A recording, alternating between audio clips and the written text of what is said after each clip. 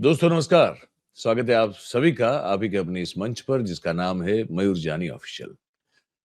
दोस्तों आज फिर आगे बात बढ़ेगी प्रोफेसर मधु किशोर के साथ। हम जो बातचीत कर रहे हैं कि किस तरह से उनकी किताब मोदी मुस्लिम्स और मीडिया को सैबोटेज किया गया और उनका सीधा आरोप है कि उनकी किताब न बिके, ना उसका कोई प्रचार या कोई प्रसार हो, ना ठीक से उसका विमोचन हो। और उस बारे में उनका सीधा आरोप ये है कि किस तरह से स्वयं उस समय के गुजरात के मुख्यमंत्री नरेंद्र मोदी साहब ने जो भूमिका निभाई, उसी का वो पूरा ब्यौरा हमको दे रही है। तो आज के एपिसोड की इस बातचीत को आगे बढ़ाते हैं। चलिए बातचीत शुरू करते हैं। एक महाशय आए, उसका नाम अभी मैं भूल रही हूँ, पुणे से, और बोले आपकी मोदीनामा जो है हम मराठी में अनुवाद करके छापना चाहते हैं। मैंने कहा अवश्य छापिए, और पर मुझे दिखा देना। थोड़ी बहुत मराठी मैं पढ़ लेती हूँ, या नहीं मैं पढ़वा लूंगी, क्योंकि संघ के लोग कोई परवाह नहीं करते एक्यूरेसी की। तो मैंने कहा कि आपकी ट्रांसलेशन की क्या क्वालिटी है, मुझे देखनी है तो भेज देना। ऑफ कोर्स नहीं भेजी। उसके रिलीज के हफ्ता 10 दिन पहले मुझे उनका फोन आया। ये मेरे CSDS के ऑफिस में आके मिले थे। Mousy creature, not a very impressive person, और छोटा मोटा कार्यकर्ता होगा जिसकी इच्छा होगी कि मेरी भी कोई क्लेम टू फेम मुझे मिल जाए। तो इन्होंने संघ की तरफ से, या जो भी मोदी की जो टीम रही होगी उसकी तरफ से, पुणे में एक बड़ा रिलीज फंक्शन ऑर्गेनाइज किया। और अरुण ये जेटली को, वो किताब है मोदी मुस्लिम्स मीडिया। नहीं, अभी मोदीनामा सीरीज थी, या अच्छा अभी। अभी शायद बुक नहीं थी आई। बट अच्छा मोर इम्पोर्टेंटली जेटली जी को उसकी रिलीज के लिए इनवाइट किया गया। चलिए करिए। अच्छा। और ये तब जबकि मैं जेटली जी की खाट खड़ी कर रहती थी, क्योंकि उन दिनों था कोई ग्रुप 170 कि 170 से ज्यादा नहीं आए। ये सोशल मीडिया पे बड़ी चर्चा होती थी कि जेटली जी चाहते हैं कि 170 से ज्यादा, 170 क्लब ऐसे करके कोई ग्रुप था जो चाहता था कि जेटली जी बन जाएं पीएम। वो तभी हो सकता है कि माइनॉरिटी हो, और माइनॉरिटी हो अगर 170 आती है। बीजेपी मतलब लार्जेस्ट पार्टी है, पर अपने बलबूते पर नहीं कर सकती, तो होगा क्या कि और पार्टीज का सहयोग लेना पड़ेगा। और पार्टीज में अगर बाकी अन्य पार्टियों से अगर सहयोग लेना है, जो एनडीए बनती है इनकी, तो कोई भी मोदी के नाम पर सहमति नहीं देगा। और केवल जेटली जी को लगता था केवल मेरे नाम से सहमति होगी तो मैं बन जाऊंगा। This was all over social media in those days. नया था सोशल मीडिया, पर ये बड़ी चर्चा थी, और मैं भी ये मानती थी कि ये इनका गेम प्लान चल रहा है। नहीं तो इन्होंने कुछ तो मुझे मदद की होती, मेरे किताब में कुछ डॉक्यूमेंट्स देने में, कोई इंफॉर्मेशन देने में। और अरुण जेटली को मैं दिल्ली यूनिवर्सिटी के दिनों से जानती हूँ। मैं मिरांडा हाउस की प्रेसिडेंट थी, ये श्री राम कॉलेज के प्रेसिडेंट थे। तो हमारा उन दिनों का, हालांकि भाजपा से, ABVP से मैं बहुत दूर रहती थी, फिर भी एक दूसरे को तो जानते थे यूनिवर्सिटी पॉलिटिक्स में, मीटिंग्स वगैरह। तो ये नहीं कि वो मुझे बुला के बात नहीं कर सकते थे।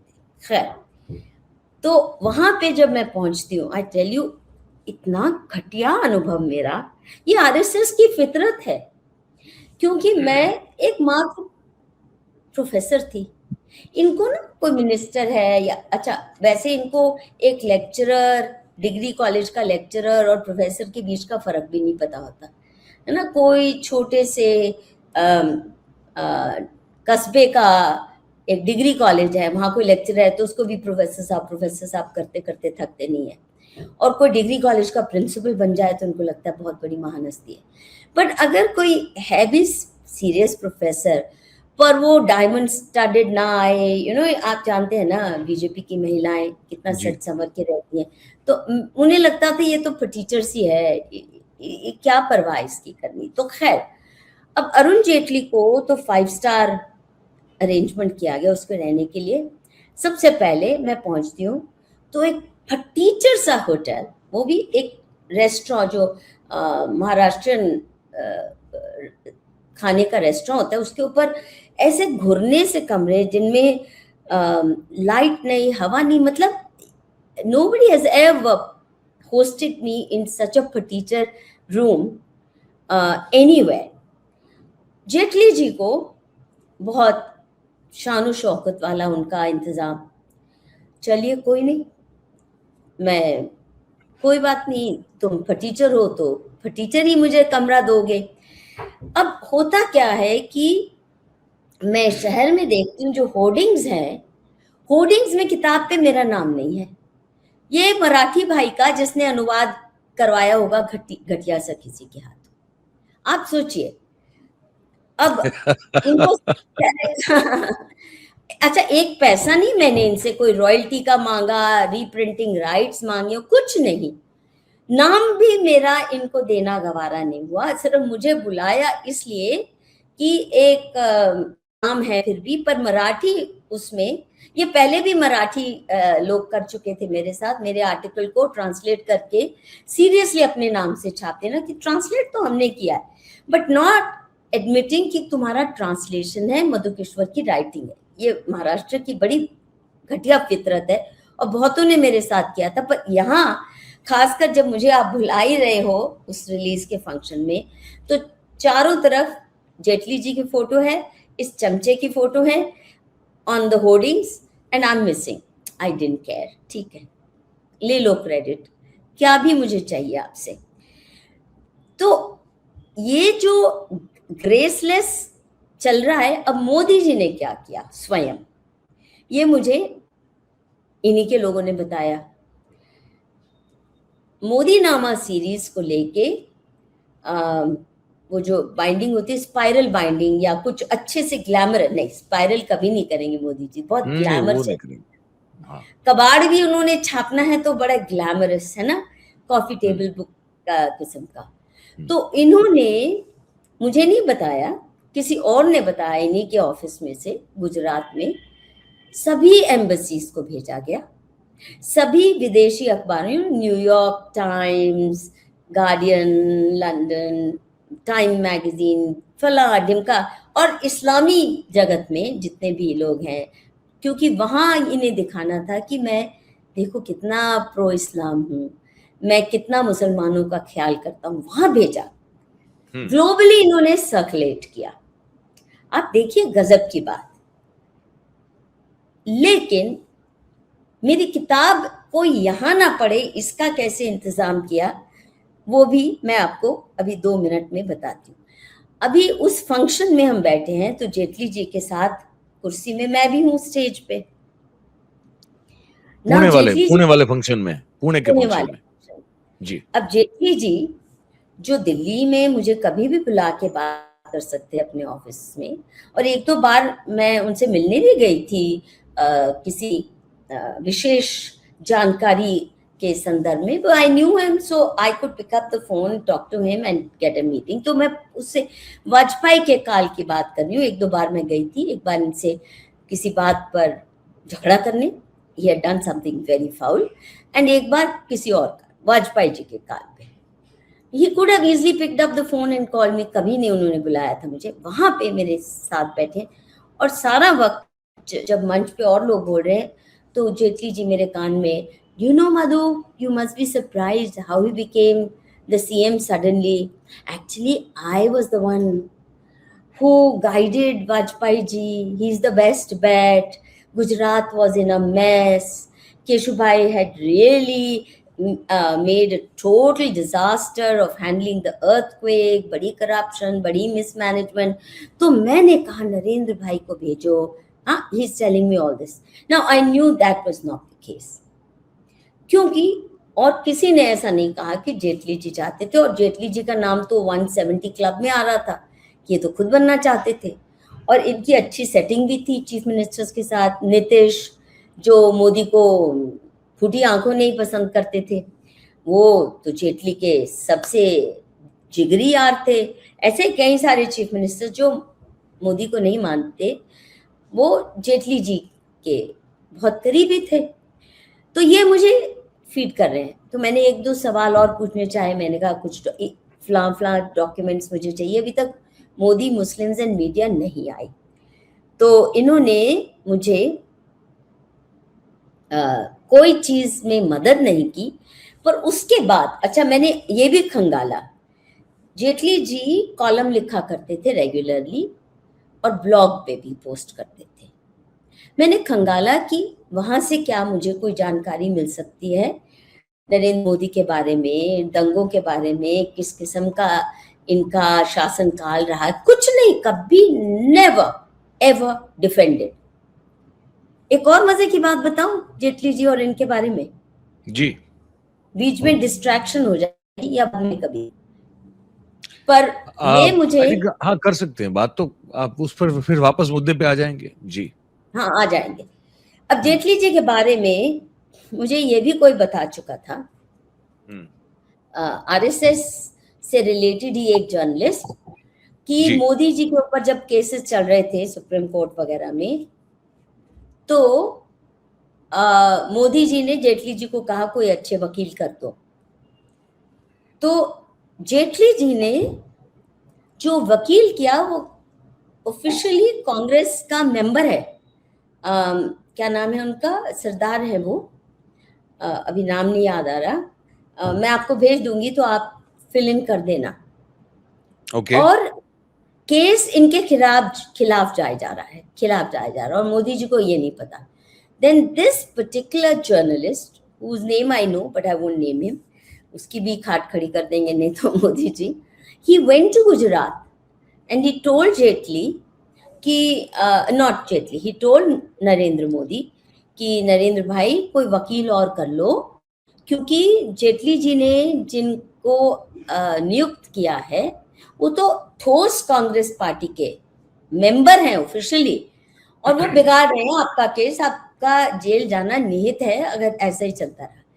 उसके बाद इन्होंने जेठमलानी को हायर किया, महेश और राम दोनों लगे और कहीं केस संभला, because Jaitley hated Jethmalani because he was a much better, higher quality lawyer, whereas Jetli ji is more, a fixer, not a great lawyer. उनका नाम बड़े बड़े केसों में नहीं आएगा जैसे बट पाल की ही कुड फिक्स थिंग्स, वो फिक्स कर सकते थे चीजों को। यस फिक्स इट, सही, क्विक फिक्स या लॉन्ग फिक्स जो भी कहो। तो तब आया, और फिर आपको बताऊंगी वो भी जेठमलानी के साथ इन्होंने कितना दुर्व्यवहार किया। They used, Modi used the Jethmalanis but treated Ram Jethmalani so badly. I'll tell you that story later on. So the point I'm making is कि कोई भी इनका वेल विशर नहीं था जो मेरे को उस वक्त थोड़ी सी भी अच्छी बुरी किसी किस्म की जानकारी दे देता। इन द मीन टाइम एक किताब है कालिंदी रंधेरी और एमवी कामत ने लिखी, Modi the man of the moment, Narendra Modi the man of the moment, और एक ऐसा ही उसका एक वर्जन है the architect of modern state. अब कामत साहब कौन थे? he was former chairman of Prasar Bharati और 60 साल की उनकी पत्रकारिता है, एडिटर रहे इलस्ट्रेटेड वीकली ऑफ इंडिया के, टाइम्स ऑफ इंडिया के, और करीब 45 किताबें लिखी। अब पता नहीं उस उम्र में उनको क्या फतूर आया कि उन्होंने रंधेरी जी के साथ मिलके, कालिंदी रंधेरी बॉम्बे में रहती थी और ये कर्नाटक में कहीं, तो इन्होंने मिलके ये किताब लिखी, 2013 में ही पब्लिश हुई और रूपा ने शायद ये पब्लिश की जी। और मैंने ऑब्वियसली मंगवाई, उसका इस्तेमाल किया, तो it's a cautious book but it is obviously an attempt to rehabilitate Narendra Modi. It's not bad or critical. अब रंधेरी जी मुझे, क्योंकि कामत जी तो बहुत बुजुर्ग थे, 90 के करीब थे पहुंचे हुए, लेट 80s में थे जब ये किताब लिखी, and he died when he was 90 something plus। 2014 में ही अक्टूबर में उनकी मृत्यु हुई। रंदेरी जी ने मुझे फ़ोन करना अपने आप ही शुरू किया। उनकी किताब मैंने पढ़ी थी, तो उन्होंने फ़ोन मुझे बॉम्बे से करना शुरू किया। सबसे पहले उनकी शिकायत रो के उन्होंने बोली कि इस उम्र में कामत साहब ने और मैंने मिलके ये किताब लिखी और लाइब्रेरी में बैठ के मैं जुटा रही हूँ डॉक्यूमेंट्स, ये वो वगैरह वगैरह। You know, it's an attempt to do a journalistic exercise. तो हमने जब किताब इन्हें भेजी, मोदी की तरफ से एक एक्नॉलेजमेंट भी नहीं आया। थैंक यू तो बड़ी दूर की बात है। He did अच्छा। not even acknowledge the book. So Kamath was truly stunned. He couldn't believe it. He thought कि फोन करके मोदी जी बुलाएंगे, कुछ आदान प्रदान होगा, और नहीं तो उसकी बुजुर्ग की उम्र का ही लिहाज करके आप उनको थोड़ा सत्कार देते ना, कुछ नहीं। मुझे बहुत बुरा लगा, और मैं तो हुई आ बैल मुझे मार, या घुस जाती हूँ। किसी के साथ अन्याय हुआ, चाहे वो सड़क का ठेला खींचने वाला हो, कोई स्ट्रीट वेंडर हो, या कोई भी हो, मैं तो घुस जाती हूँ, और मार भी कई बार खाई है, मतलब अपनी जिंदगी को एंडेंजर करके भी। तो यहाँ मुझे बहुत बुरा लगा, तो मैंने फोन किया। उन दिनों मैं डायरेक्ट कॉल मिल जाती थी मुझे नरेंद्र मोदी से, उस फोन नंबर पे नहीं जो मानसी सोनी के पास था, वो मेरे पास कभी नहीं आया। लेकिन मैं इनके जो राइट हैंड पर्सन इनके ऑफिस में होता था, उसको कहती थी नरेंद्र भाई से मिला दो, तो जगदीश ठक्कर साहब से बात करती थी आप? जो भी, अभी छोड़ते हैं नाम छोड़ देते हैं। वो भी बेचारे किस किस मजबूरी में जिए होंगे, हाँ, तरस आता है सोच के भी। खैर, तो मैंने कहा नरेंद्र भाई ऐसा मत कीजिए, बहुत बुजुर्ग हैं, प्लीज उनको फोन कम से कम कर दीजिए, मेरा आग्रह है।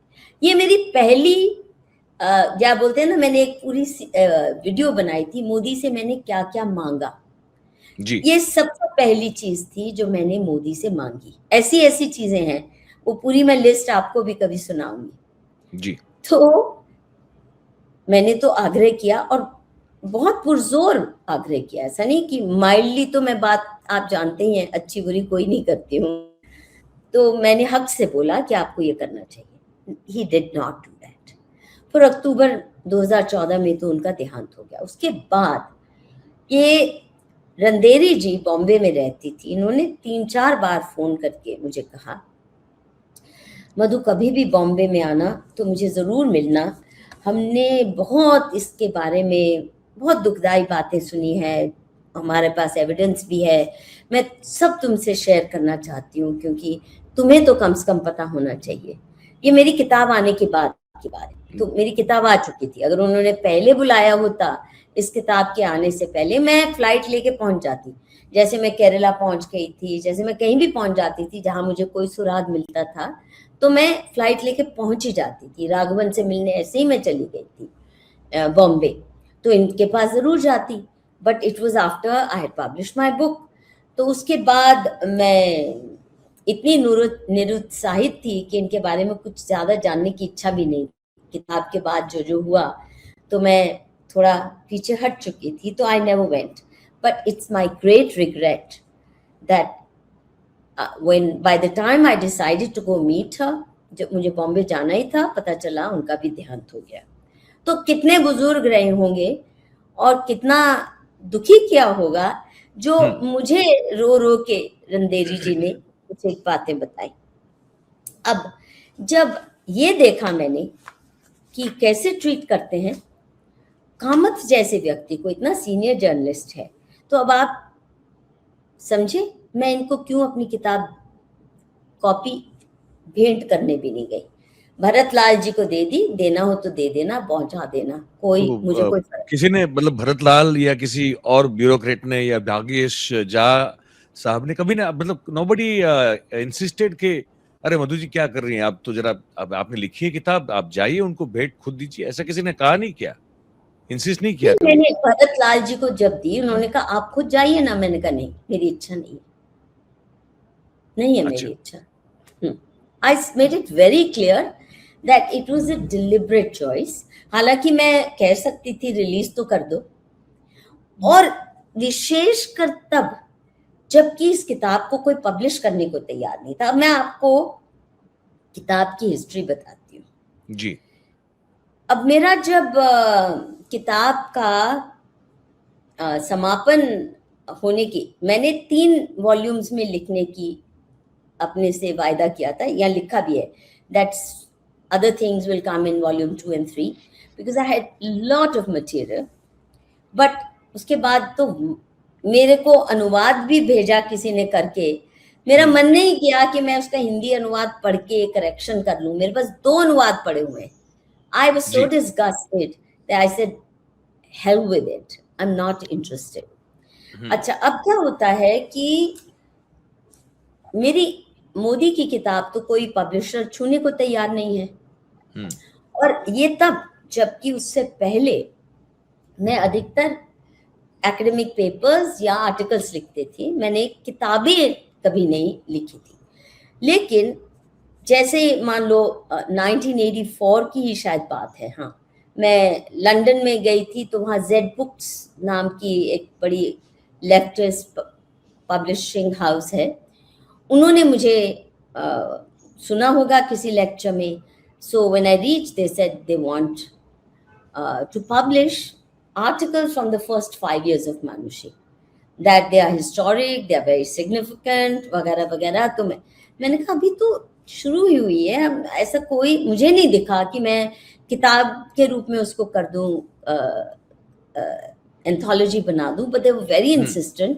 तो पहली किताब in search of answers Z books London ने मांग के, आग्रह के साथ छापी जी। उसके बाद ऑक्सफोर्ड यूनिवर्सिटी प्रेस ने मांग के मेरी 2-3 किताबें छापी।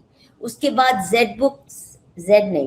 सेज बुक्स ने मांग के छापी, और भी लोग मांगते थे, मैं कर नहीं पाती थी क्योंकि मैं केवल मानुषी के लिए लेख नहीं लिखती थी, रिसर्च नहीं करती थी, पीआईएल करती थी, लीगल एड करती थी, सड़क छाप काम करती थी, वेंडर्स के लिए, किसान आंदोलन के लिए, रिक्शा वालों के लिए, नट समुदाय के लिए, मतलब क्या नहीं तो मूर्ख किस्म के सड़क छाप अपनी जिंदगी को तबाह करते हुए करती थी। तो मेरे पास वो किताब के लिए जो टाइम होता नहीं थी, and yet people kept asking me for, और मैं कुछ भी देती थी, कभी किसी ने एडिट भी नहीं किया था।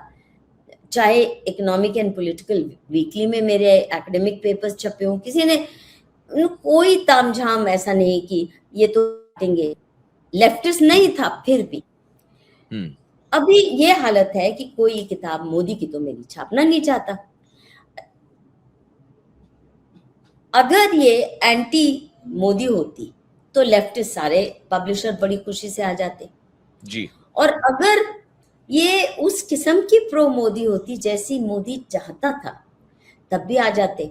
अभी क्या, ऐसे ही पीयूष गोयल को मैं थोड़ा बहुत जानती थी, तो पीयूष गोयल को मैंने ऐसे कह दिया कि आफत आ गई है। देखो, एक तो मेरे सोशल सर्कल में मैं persona non grata, I am being treated like अ परिया, जैसे किसी जमाने में संघ को करते थे। मेरे साथ तो कोई आज तक किसी ने अनटचेबल वाला व्यवहार किया ही नहीं था। जिनको मैं क्रिटिसाइज करती थी वो भी सम्मान तो उनसे भी मिल जाता था। अब ये देखिए हालत मेरी क्या है। तो उन्होंने क्या किया, मुझसे बिना पूछे, वो एक दिन, रूपा पब्लिशर है ना, उनके managing director, it's a family owned enterprise Rupa, तो मैनेजिंग डायरेक्टर कपिश मेहरा के साथ पीयूष गोयल मेरे घर आए कि मधु जी, ये रूपा आपकी छापना चाहेंगी, इन्होंने काफी अडवाणी जी की भी छापी है, वगैरह वगैरह वगैरह वगैरह, तो आप इनको अपना मैन्युस्क्रिप्ट दे दीजिए। मैंने कहा बड़ी अच्छी बात है, Rupa was a good name. सो मैंने अपना सारा manuscript soft copy Kapish Mehra ji को भेज दिया। ये सब डॉक्यूमेंटेड है। अब सुनिए कहानी क्या आगे कितनी गजब की होती है। ये पढ़ने के बाद कपिश मेहरा मुझे रूपा के ऑफिस में बुलाते हैं कि हमारी एडिटोरियल टीम आपसे मिलना चाहती है। सो आई गो देयर। तो पूरी, हाँ, 4-5 इनके एडिटर्स, ऑल दोस फैंसी महिला वाली टाइप, ऑल ऑफ दैट। तो बहुत सोफिस्टिकेटेड ढंग से first you done a good job, ये वो ऊपर से जो मस्का पॉलिश होती है। जी और जी खासकर क्योंकि पीयूष गोयल लाए थे, तो ये तो कह नहीं सकते थे तुमने कचरा लिखा है, होता भी, उन्हें लगा भी होता तो भी। उस सारी वार्ता का निचोड़ ये निकलता है कि देखिए, हम ना दंगों पे और मोदी जी का मुसलमानों के साथ क्या रिश्ता था नहीं था, इस पे हमें नहीं चाहिए किताब। आप ना हमें विकास पुरुष, मोदी एज द विकास पुरुष ऑफ इंडिया, ऐसे कुछ करो, डेवलपमेंट हीरो। ऐसे देखिए, मैंने जो किताब लिखी है अभी वो ही मैं दे सकती हूँ, और मैं आज तक किसी के कहने पे कोई किताब ना लिखती हूँ, ना लिखूंगी, क्योंकि ये मेरे अंदर से जब अर्ज आती है कि इस इशू पे ये निग्लेक्टेड है, मुझे कुछ करना है, तब मैं करती हूँ। I am not the kind who can be hired. और खास कर क्योंकि मैंने पत्रकारिता, मयूर, केवल इसलिए प्रोफेशन नहीं बनाया, हालांकि लिखना मेरी मजबूरी ही है। आप कहोगे अंदर से आक्रोश आता है या बहुत प्यार किसी पे, किसी इशू पे आता है, तो मैं लिखने को मजबूर हो जाती हूँ। और खासकर देश संबंधी, धर्म संबंधी कोई इशू होते तो मेरे से रहा नहीं जाता। पर मैंने कहा पत्रकार बन के नहीं जीऊंगी, क्योंकि मेरी कलम तभी तक आजाद है। ये कलम सरस्वती का वास होता है कलम पे, ऐसा मेरा मानना है। जी और मैं माँ सरस्वती को माँ दुर्गा से भी ज्यादा प्राथमिकता देती हूँ कि विवेक देना, तभी लड़ाई भी ठीक करूंगी, नहीं तो एवं ही पंगे ना लेती रहूं कहीं, है? बहुत जरूरी है विवेक पूर्ण। तो मैंने इसलिए पत्रकारिता नहीं चुनी ताकि मुझे कभी रोजी रोटी के लिए कुछ लिखना न पड़े, क्योंकि जब आप रोजी रोटी के लिए लिखना पड़ता है तो बहुत मजबूरियां आ जाती हैं, और आपका बॉस आपको जो कहे, जो असाइनमेंट दे, वो करनी पड़ती है। तो मैंने लेक्चररशिप, एक टीचर सी लेक्चररशिप उन दिनों 750 रुपए की होती थी, कोई हाई एंड जॉब तो थी नहीं उन दिनों। और मेरे सारे साथी तो IAS IFS गए, कोई विदेशी यूनिवर्सिटीज में गया, मैं तो टीचर बन के यहाँ बड़ी खुश थी कि अब मैं फ्रीली कुछ भी लिख सकती हूँ। तो मैंने इन्हें कहा कि मैं ऐसे कभी नहीं लिखती, I don't write commissioned books, so if you want it take it on. Then Kabish tells me, और I think it may also be in writing, क्योंकि पीयूष गोयल ने इन्हें कहा था, और वो मेरे पास शायद वो वाली चिट्ठी भी होगी, पहली मेरी तो है ही है, वो मैं आपके साथ शेयर करूंगी। तो जी उन्होंने कहा कि वो इसको बैंक रोल करेंगे, किताब को पब्लिश करेंगे, और पब्लिशिंग का सारा खर्चा उठाएंगे।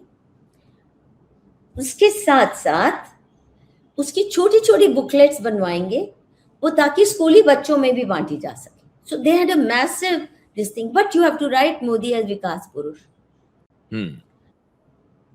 अब ये बैंक रोल करें, तो मेरी लंबी चौड़ी मैंने ईमेल जवाब में लिखी that I will not publish with Rupa if Modi or any of his colleagues are financing the book. मैंने जब लिखी है स्वतंत्र कलम से, गलत भी है सही भी है, कम से कम जो भी है मेरी है, किसी के कहने पर नहीं, किसी के उकसाने पर नहीं, किसी ने पैसा दिया इसलिए नहीं। तो अभी अगर आप उनसे पैसे लेके इसको छापते हो, तो मेरी तो सारी करी कराई पे गुड़ गोबर है, then it will be seen as a commissioned book.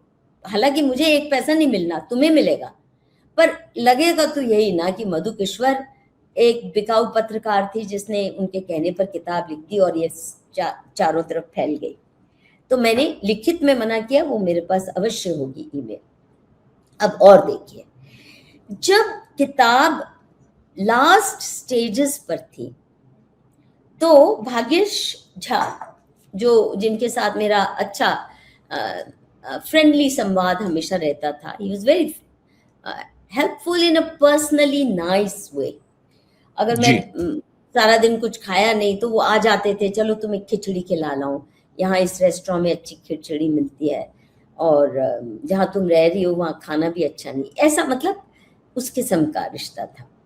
तो भागेश जी ने मुझे कहा था कि देखो, जब तुम प्रिंट ऑर्डर जो भी छापेगा, इसको प्रिंट ऑर्डर देने से पहले नरेंद्र भाई से पूछ लेना, CM साहब से पूछ लेना कि कितनी किताबें छपवाएं, क्योंकि मुझे विश्वास है, ये भाग्येश ने मुझे कहा कि कम से कम 50,000 कॉपीज तो मोदी सरकार या गुजरात सरकार खरीदेगी, क्योंकि बाकी जो भी ऐसी होती हैं तो ऐसे बल्क बाइंग होती है। तो मैंने कहा आप ही पूछ लो, मुझे बता देना। बोले नहीं, आप पूछेंगी ना तो अच्छा रहेगा। तो मैं अगली बार जब उनसे इंटरव्यूज अभी चली रही थी, स्टेजेस में थी, तो मैंने पूछा, मैंने कहा नरेंद्र, बहुत कॉशियसली, मैंने ये नहीं कि आप लेंगे ना 50,000, ये कुछ नहीं। मैंने कहा कि भाग्येश भाई ने मुझे कहा कि आपसे मैं पूछ लूं प्रिंट ऑर्डर देने से पहले, क्योंकि अब किताब मेरी ऑलमोस्ट रेडी है, आपसे मैं पूछ लूं कि आप क्या कुछ कॉपीज चाहेंगे। अब मुझे याद नहीं कि मैंने उन्हें ये बताया कि भाग्येश जी आप तो सोचते हैं कि आप 50,000 लेंगे, पर मैंने कहा कुछ आप भी लेंगे, क्योंकि अक्सर डिस्ट्रीब्यूट करते हैं अगर किसी की हो तो, जी। और छोटे मोटे ऑथर भी तो 50-100 तो ले ही लेते हैं। तो बोले नहीं मधु जी, ये आपकी किताब है, इसके साथ आप जो करें आप स्वतंत्र हैं। मुझे मिल गया हिंट, मुझे मिल गया हिंट कि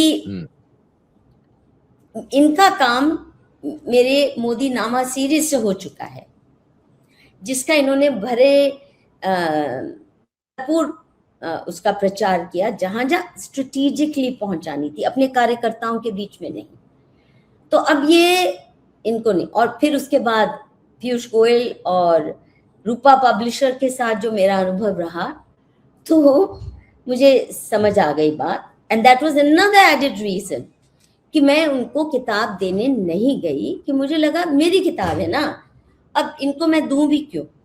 और मैंने बार बार कहा कि मैं तो इनसे राज्यसभा की सीट तो छोड़ो, मैं तो इनसे थैंक यू की भी उम्मीद नहीं करती थी, कि मैं जाऊंगी तो उन्हें शायद कहना पड़े धन्यवाद मधु जी, आपने बड़ी मेहनत की। मैं उतना भी नहीं चाहती थी, क्योंकि इस व्यक्ति को कहीं गलतफहमी ना हो जाए कि मैं इस किताब को IOU के रूप में पेश कर रही हूँ। अब ये बताओ, जिस व्यक्ति ने इतना अनुशासन बरता हो, उसके ऊपर इतने भद्दे पहले दिन से शुरू हो जाते हैं आरोप। तो मैंने बिल्कुल भी ना इनको बैंक रोल करने दी, ना इनसे पैसा लिया। The only thing I got from him is, मैं मुझसे पूछते थे जब मैं इंटरव्यू 2-2 घंटे की होती थी, क्या पियेंगी, तो मैं लेमन टी मांगती थी, ब्लैक टी, क्योंकि इनके ऑफिस की चाय बड़ी घटिया होती है, जो पीते हैं ना ढाबा टाइप होती है, तो वो मेरे बस की नहीं है। So for me the simplest was I want black T, नींबू एंड गुड़, तो वो मेरे लिए इंतजाम होता था। That's about it, there's nothing else that I ever asked of him in terms of personal whatever. अब देखिए इसके बाद क्या होता है। हाँ, अब और सुनिए। तो अमित मालविया का किस्सा बता दिया कैसे, ये भी बड़ी इंपॉर्टेंट बात है। किसी भाजपा के नेता ने एक किताब नहीं ली, एक किताब नहीं बिकी भाजपा में, एक किताब नहीं बिकी। अब मैंने, हाँ, वो जब आप अहमदाबाद आई थी, और मुझे जहां तक ठीक से याद है, अहमदाबाद मैनेजमेंट एसोसिएशन AMA में आपका प्रोग्राम रखा था, है ना? वो बुक किसी और लॉन्च ने, या, हाँ, वो किसी और ने, बताती हूँ, वो भी बताती हूँ। अरे सुनते हाँ, जाओ, अभी बहुत सी हाँ। बतानी तो है। मैं आई एम क्यूरियस कि वो कैसे और क्या था पूरा। पहले तो आ जाओ ना, आप किताब पब्लिश करनी है। तो मैंने अपनी जेब से पैसे निकाल के, सस्ती से सस्ती जितनी हो सकती थी, that's why it's not even hard bound, I couldn't hard have bound नहीं अफोर्डेड हो, इट। हाँ। हाँ, इसीलिए, क्योंकि और ग्लैमरस भी नहीं है, और मोदी को नॉन ग्लैमरस ना महिलाएं अच्छी लगती हैं और ना किताबें। तो मैं कैसे भी फिट आती ना मैं स्वयं ग्लैमरस हूँ, ना मेरी किताब ग्लैमरस थी। खैर, अभी क्या होता है कि फिर मैं तय करती हूँ कि मैं खुद छापूंगी, और मैं हो सकता था संघ के 1-2 पब्लिशर हैं उनके पास चले जाती, but I didn't wanted to have the Sangh chhap on it, सो मैंने खुद ही छापी।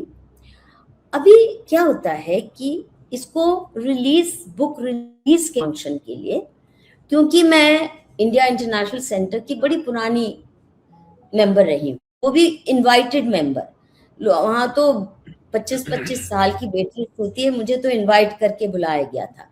And all India international centre जितने भी तब तक के डायरेक्टर्स थे बहुत सम्मान करते थे, एन वोरा हो या जो भी। मैंने हॉल बुक किया और तब तक हाँ, कविता शर्मा जो कि हिंदू कॉलेज की प्रिंसिपल रही थी, वो डायरेक्टर बन गई थी, जहां तक मुझे याद आ रहा है। यस, अच्छा, ओके हाँ। ओके। बुक्ड हॉल को उन्होंने कैंसिल किया, ये किताब नहीं रिलीज होगी। जबकि निरंजन मुखोपाध्याय की किताब कुछ हफ्ते पहले वहां बड़े शानो शौकत के साथ रिलीज हुई थी, मुझे भी बुलाया गया था उस पे बोलने को। मेरी किताब नहीं रिलीज होगी इंडिया इंटरनेशनल सेंटर में। और कविता शर्मा जो इन्हीं की वजह से वहां डायरेक्टर बनी, और उसको एक और इनाम मिला उसके बाद। अच्छा, इंडिया इंटरनेशनल सेंटर में तो इसने धांधली भी बहुत मचाई है, एलिगेशंस बहुत वाइड स्प्रेड थे कि ये 10-10 लाख में मेंबरशिप बेच रही हैं। ये एलिगेशंस थे बहुत स्ट्रॉन्ग। अब सही गलत बहुत सीनियर लोगों ने मुझे बताया। मैं चाहती हूँ कि इसके ऊपर भी कभी इन्वेस्टिगेशन हो। उनको रिवॉर्ड में साउथ एशिया यूनिवर्सिटी का वाइस चांसलर या हेड बना दिया, जो महिला ने मेरी किताब वहां रिलीज नहीं होने दी। और मैंने ट्वीट भी किया इस पे। खैर, और इंडिया इंटरनेशनल सेंटर ऐसी जगह थी जहां हम ऑंग सांग सूची के बर्थडे के लिए भी बर्मी स्टूडेंट्स के साथ फेस्टिवल करके फंड रेजिंग भी करते थे उनकी पेंटिंग, जबकि कोई फंड रेजिंग अलाउड नहीं होती वहां पे इंडिया इंटरनेशनल सेंटर में। But because of the goodwill I had with the directors, and ये कोई अपने लिए नहीं था, तो आप सोचिए बर्मी स्टूडेंट्स को कुक भी करने दिया गया है। India international centre never allows personal कुक्स, और बच्चे आए, कुक किया, food was sold, it was a fund raising event for them, उनकी पेंटिंग। ऐसे इंडिया इंटरनेशनल सेंटर में मेरी किताब नहीं रिलीज हो पा रही। उसके बाद वो महिला को भेज दिया गया एज वाइस चांसलर या डायरेक्टर, जो भी होता है ना, साउथ एशिया यूनिवर्सिटी का अवार्ड मिला, रिवॉर्ड मिला।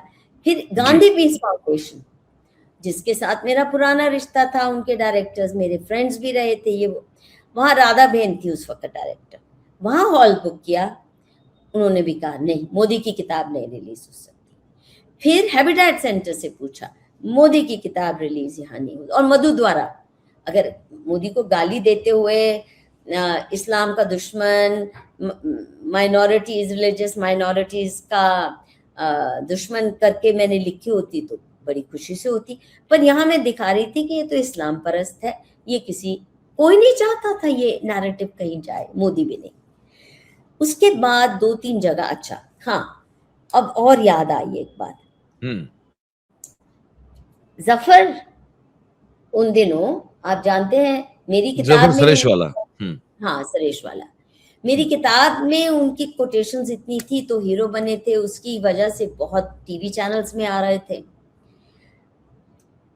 At one point, Zafar seemed before the election, he seemed very cut up, मैंने कहा क्या बात है, आप मोदी जी से बड़े नाराज लग रहे हैं, कहाँ तक हम आए इनके लिए प्रमोट करें इन्हें, कुछ तो सपोर्ट नहीं करते हैं, अब मैं अपना एयर टिकट लेके थोड़े आऊंगा दिल्ली, कोई फंक्शन है तो मुझे लगा ये भी कहीं बिखर जाए तो थोड़ी बहुत जो मुस्लिम वोट शायद इनकी वजह से आ सकती है। तो मैंने फिर नरेंद्र मोदी को फोन किया, नरेंद्र भाई, आपके जफर भाई बड़े खफा हैं आपसे, तो कृपया उनको मना लीजिए, क्योंकि वो खफा है कि आप सपोर्ट नहीं कर रहे हैं उनके ट्रैवल और उनके ये वो। तो मोदी जी ने फिर उसके अगले बार आए तो वो 5 स्टार होटल में रुके और तब फिर दोबारा से खुश हो गए। चलिए, अब जफर ने कहा कि हम मुस्लिम संस्था की ओर से करेंगे, हम नई एनजीओ बनाया है मुस्लिम। अच्छा, कितना भी जफर से वोट्स आई होंगी कि आप सोचो, एक नया एनजीओ बना रहा है ये बंदा, इसके पास कोई और है नहीं संस्था जो मुस्लिम संस्था भी इस बुक को लॉन्च कर सके। तो बोले हम करेंगे, और इंपीरियल होटल में करेंगे या जनपथ होटल में, इन दोनों में से कोई। तो आई सेड मेरे पास तो पैसे नहीं है। नहीं, ये पैसे तो मधु जी आपको जुटाने पड़ेंगे। तो मैंने कहा फिर आपका एनजीओ काहे का? अगर आप इतना भी नहीं कर सकते कि किसी इस्लामी इंस्टीट्यूशन में, कई सारी है ना, ईरानियन कल्चरल सेंटर, क्या ये वो फलान ढिमका, तो उतना भी नहीं कर सकते, खर्चा भी मुझे करना है, हीरो भी आपको बनाऊं, तो आई एम सॉरी। और फाइनली बुक की रिलीज राम जेठमलानी के घर में हुई, क्योंकि बहुत बड़ा उनका बंगलो था, मिनिस्ट्रियल टाइप, उनके लॉन्स में फंक्शन हुआ और उन्होंने अपने घर में इस बुक का रिलीज करवाया। कौन सी तारीख थी वो? भेजना पड़ेगा, मुझे याद नहीं है डेट। इलेक्शन से तो, इनके पीएम बनने से तो पहले थी। और जेठमलानी ने और भी इनके लिए किए थे फंक्शंस। करीब 5000 लॉयर्स की एक बहुत बड़ी कॉन्फ्रेंस की थी जेठमलानी ने ऑल इंडिया से, और इनको प्रमोट करने के लिए। ऐसे he also took him serious.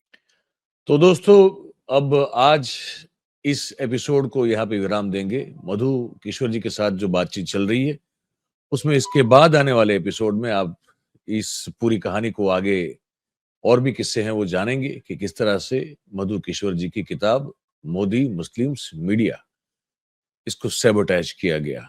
और बहुत सारे और भी किस्से हैं, बहुत सारी घटनाएं हैं जो मधु जी ने बताई हैं।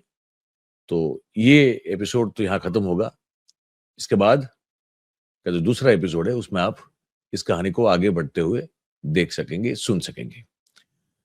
तो यही था आज के एपिसोड में। और आप सबसे गुजारिश है कि आप अपनी राय, अपने विचार हैं इस बातचीत पर, वो जरूर से हमको लिख के भेजें। और अगर आपको लगा कि ये बातचीत अच्छी है तो इस वीडियो को लाइक करें, इसकी लिंक को शेयर करें। और अगर आपने इस चैनल को अब तक सब्सक्राइब नहीं किया है तो इसे कर लें और अपने साथियों से करवा लें। बहुत बहुत धन्यवाद हमारे साथ इस बातचीत में जुड़ने के लिए। Thank you very much. नमस्कार।